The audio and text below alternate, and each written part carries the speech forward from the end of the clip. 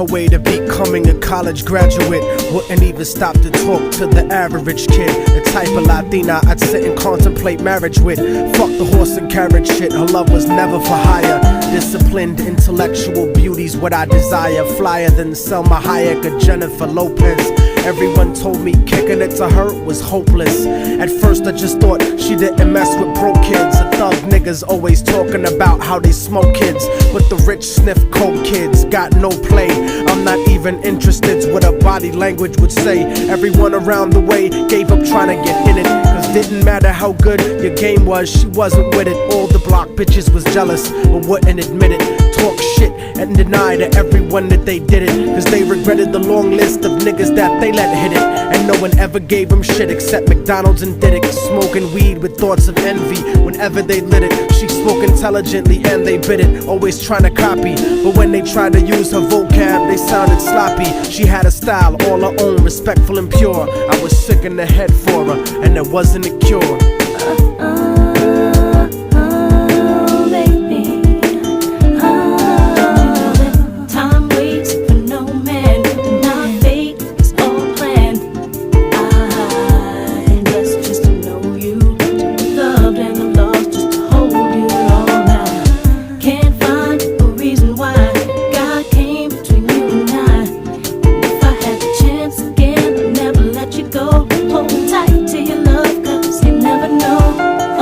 So brown and beautiful, yet empty and sad. I used to talk to her occasionally and she was glad that I wasn't just another nigga trying to get in it. So every now and then we'd stop and talk for a minute. I didn't have a gimmick, so the minutes turned to hours. On her birthday, I gave her a poem with flowers. Then I took her out to dinner after her cousin's baby shower.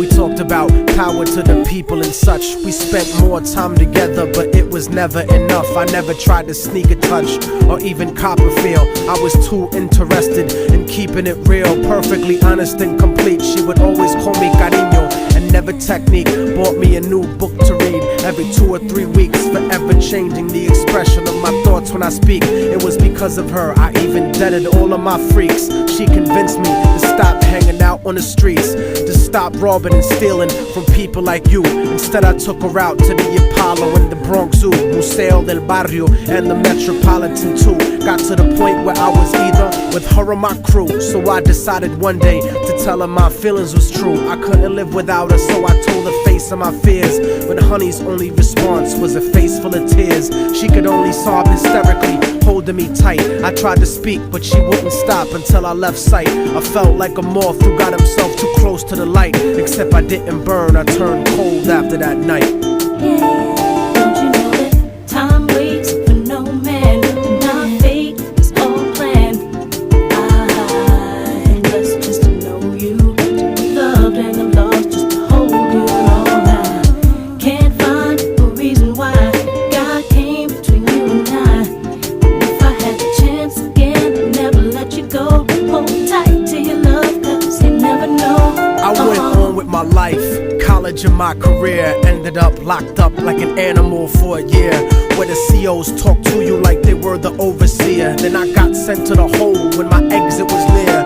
At night in my cell, I'd close my eyes and I'd see her, hold her close in my dreams. But when I woke, she disappeared. Just an empty cell until the state gave me parole. In the summer, came back intact and on track. But the fact of the matter is I still felt cold, even after my mother hugged me crying at home. My real niggas would catch me thinking out of my zone, fucking lots of different women, but I still felt alone. Relatively well known around the New York underground, but I kept thinking of her and how we used to be down. The sound of her voice and the beautiful smell of her hair, though gone physically, somehow it was still there. I had to do something because the shit was too much to bear.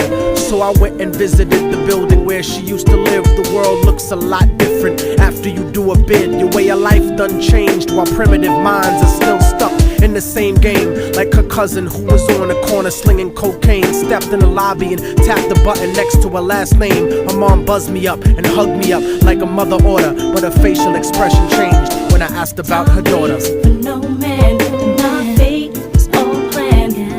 I'm blessed just to know you, loved and I'm lost just to hold you all night.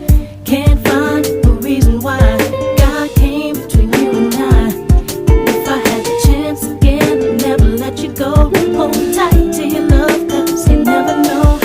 told me that there was a note for me that was left behind, and she had left it there, waiting for such a long time. I was inclined to ask about it, but she brought it up first. I saw a tear swelling up in her eye, and then she cursed. She told me where the letter was, and I started thinking the worst. Reversed my position, stepped over and opened the door, and sure enough, there was an envelope with my name on the floor. Nobody loves you more than me, cariño's what the letter said. By the time you get to read this, I'll probably be dead. But when you left in 97, a part of me went to heaven. I thank God at least I got to know what love really was. But it hurt me to see what true love really does. Cause even though we never made love, you were all that there was. It was because I loved you so much that I had to make you leave. You made me doubt the way I thought, you made me wanna believe. And then I slipped up and I let you get close to me. It was hard to not be openly when people spoke to me. This was not the way I thought my life was supposed to be. Baby, don't you see? I had a blood transfusion that left me with HIV. Hope didn't exist for me since late in 1993. I died a virgin. I wish I could have given myself to you. I cried in the hospital cause there was no one else but you. Promise that you'll meet me in paradise inevitably. No matter what, I'll keep your love forever with me. What happened for the rest of the day is still a blur, but I remember wishing that I was dead instead of her. She was buried on August 3rd. The story ends without a sequel, and now you know our technique. Don't fucking fall in love with people. Hold the person that you love closely if they're next to you. The one you love, not the person that simply has sex with you. Appreciate them to the fullest extent, and then beyond, cause you never really know what you got until it's gone.